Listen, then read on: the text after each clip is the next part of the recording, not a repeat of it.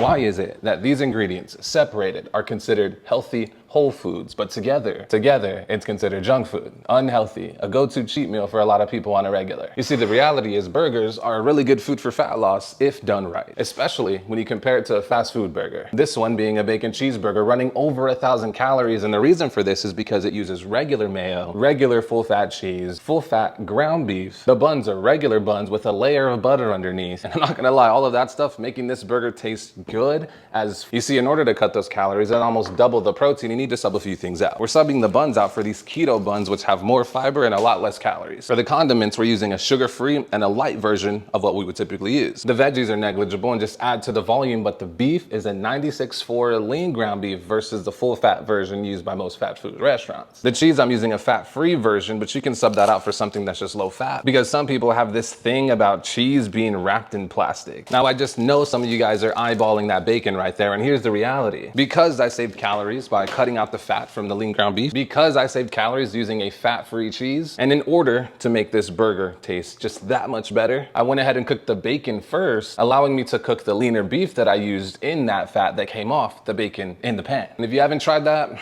it's a game changer. Now look, I'm not the biggest fan of having veggies on my burger, but the point of this video is not to say never eat this and only eat this. The point of the video is to say eat in a way that supports your goals, and if your goal is to lose body fat, then you probably want to prioritize foods that are higher in protein, that are going to keep you fuller for longer, and in order to battle hunger, to eat the most foods that you can while still being in a calorie deficit. Now look, if you're someone who's having a hard time with the diet side of this fitness thing, and you're serious about getting help, possibly looking for a coach, you can DM me, coach. And from there, I'll reach out, see how I can help, and if you're a good fit for coaching. Take care.